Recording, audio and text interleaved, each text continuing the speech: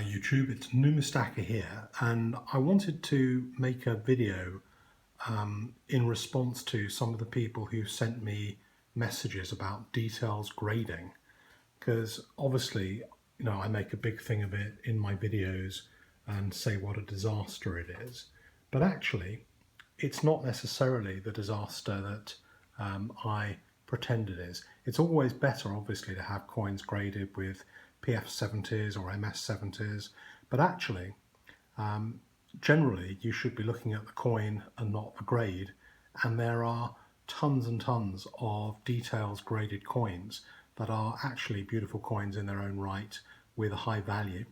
And I just wanted to go through some of the reasons why coins are given this so-called kiss of death slabbing with the details grade, and to take a look at some of the key reasons and see if I can give you some pointers from what I've picked up to learn how to work out whether or not a coin is going to get a details grading before you buy it. So we'll take a look. Let's take a look first at improper cleaning. And one of the things that I've noticed is that sometimes cleaning is very obvious and you can stay away from cleaning, and you can see there's lots of little marks on a coin going in one direction, and you can see pretty obviously it's being cleaned. But a lot of the coins that I've bought, I think the cleaning isn't necessarily that obvious. So let's kind of show you some of those coins. You can tell me whether, this one, it's not a shiny surface, it's got lots of detail, it's a really nice coin, but maybe if you hold it up to the light, there are some marks which might be a giveaway for cleaning, but I wouldn't say that this is necessarily one that everyone will pick up on. To me, it had the right colour for an uncleaned coin, and in the pictures from the auction, it certainly looked like it was a problem-free coin. Let's have a look at one or two of the others. So this 1862 Civil War Type 3 dollar, and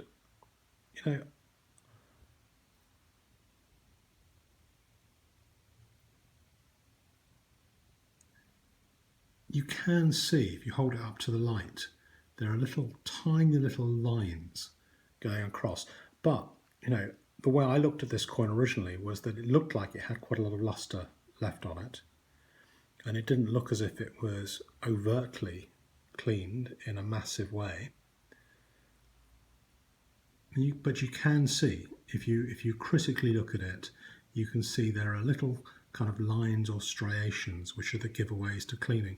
But I have to say, on most auction pictures, you probably wouldn't have picked that as a clean coin necessarily.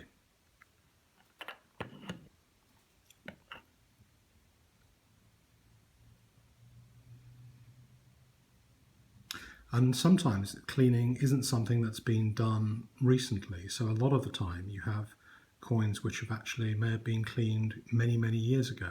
And so they may have kind of, you can tell if you hold that one up, you see the little lines in the face of the coin, and they're all kind of going in a similar direction. So you can see from that this coin was probably a cleaned coin. And I've learned that it doesn't really need very much to get the grading companies to give you a details grading. I think, don't forget, one of the things that they're trying to do is make coins saleable across the country and across the planet by making grading consistent. So if they pick up on something where whoever receives that coin is not going to immediately say it's a certain grade, then that's when they usually give it a detailed rating. Again, you can see on this one, 1887, there are only 7,500 of these coins. It's still a beautiful coin. It's uncirculated, very nice condition coin, apart from the fact that they felt that there was a little bit of cleaning that had gone on. I have to say, I can't see the cleaning on this coin. And I remember buying this from a pretty reputable coin dealer, and certainly the coin dealer never mentioned that it was cleaned. And I guess sometimes it's possible that NGC make mistakes, but I know they do have 3 or 4 people looking at each coin before it gets graded.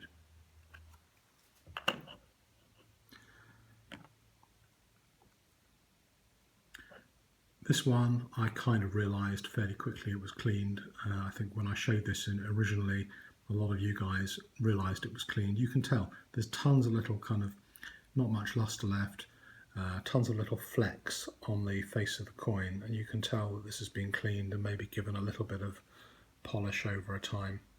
In hindsight, pretty obvious this eagle was a cleaned coin.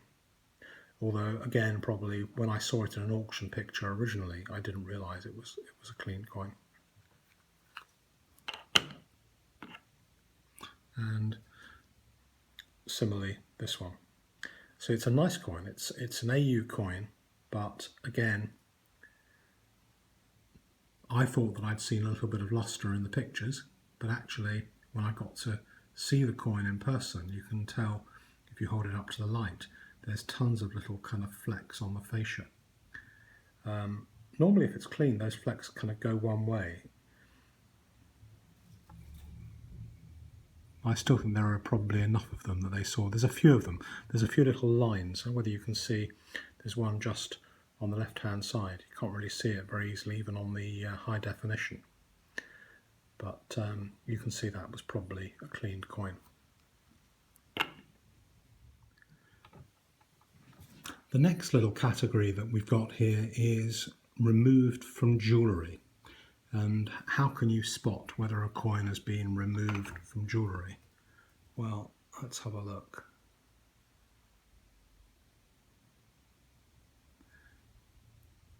Okay. You can see just at the rim, there's something not quite 100%. You can see maybe something has been put over the rim to hold the coin in place on jewellery, and the rim is a little bit kind of flatter and squashed compared to a regular coin. So you can see that it may have been originally in a ring or a pendant or something like that. I mean, the coin is still uncirculated. It's in a very good condition. It's a beautiful coin, and this one's been given a double die accreditation. That's this, so it's details, but it's also been given a VP001 designation to say that it's a double die variety. So it's still a lovely coin and still a valuable coin, but it has been used at some stage on jewellery. Let's have a look at the next one. So a sovereign, a lot of sovereigns have been used on jewellery. And again, if you have a look at the rim, you can see that it may have been in a ring or something like that. It's a Melbourne sovereign,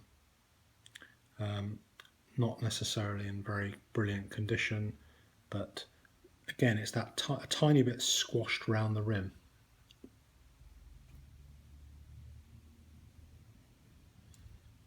Now, normally, just if you pick one of these things up, you probably wouldn't even notice that kind of thing. If you were in a shop and kind of working out which sovereign to buy, you may not even notice that this one has been used in jewellery until it was graded. So again, take a look always round the rim and just see whether there's anything that's noticeable, anything that might have been put over the rim to hold it in place.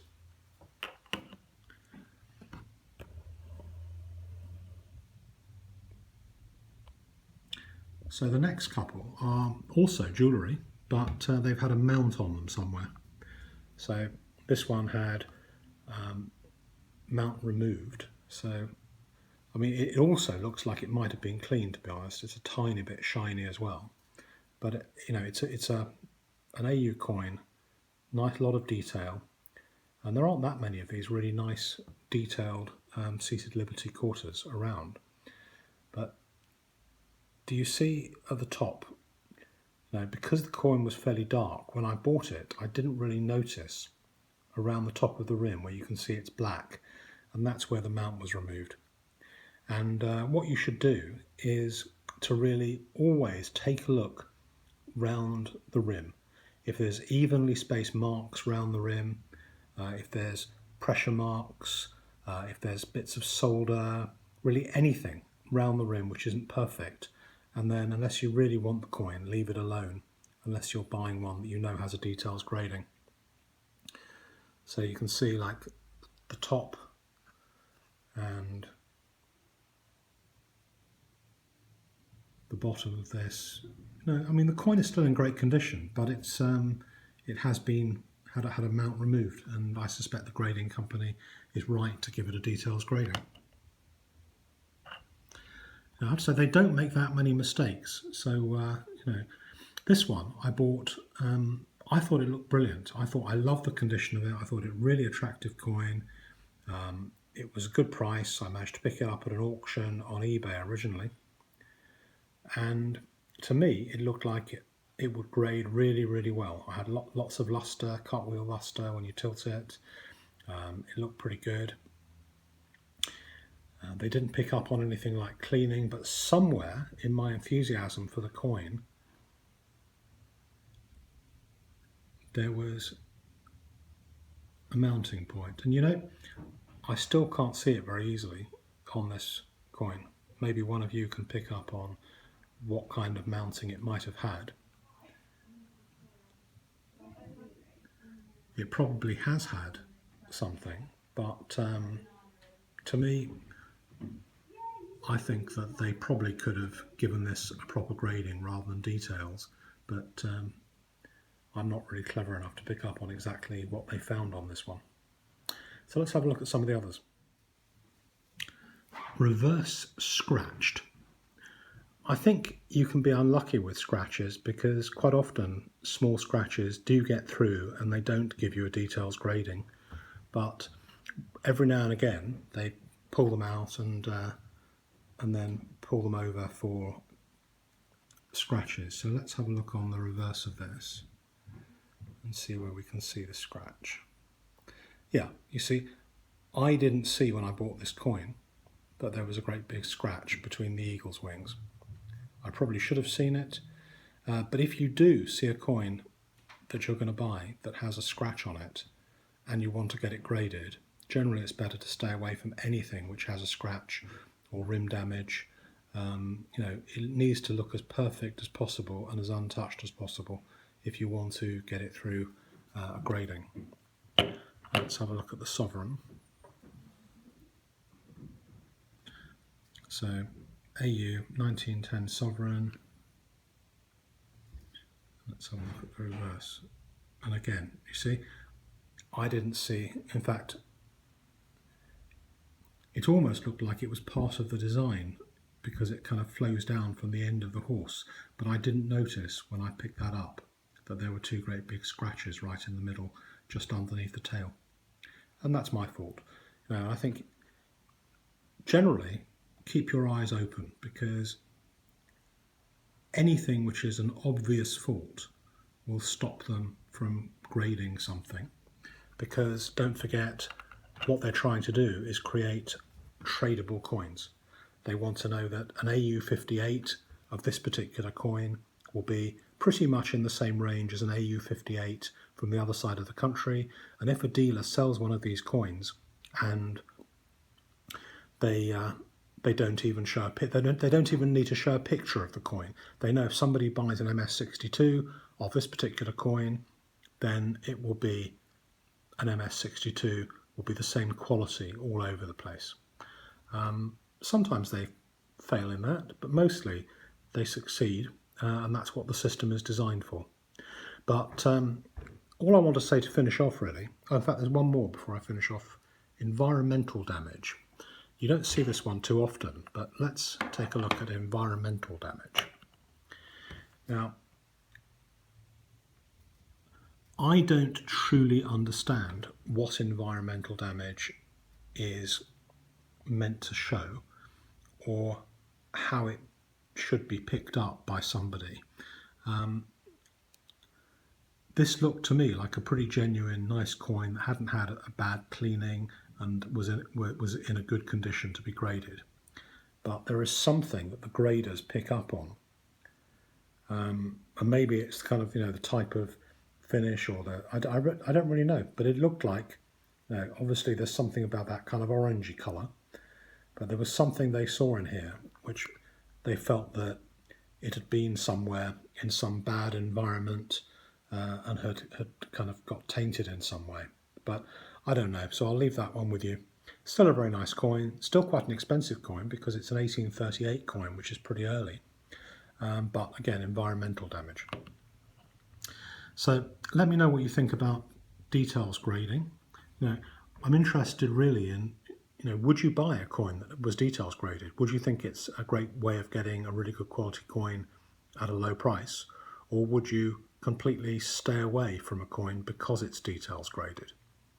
And I've noticed that when these coins go up for sale in auctions, there's usually buyers for all of them. There's a lot of people out there who want to pick up bargains and therefore buy these details graded coins.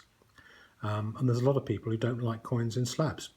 So I suspect quite a few people who buy them take them out the slab and put them in an album, and no one is any the wiser about whether they're details graded or not. So let me know what you think, and I look forward to reading your comments later on.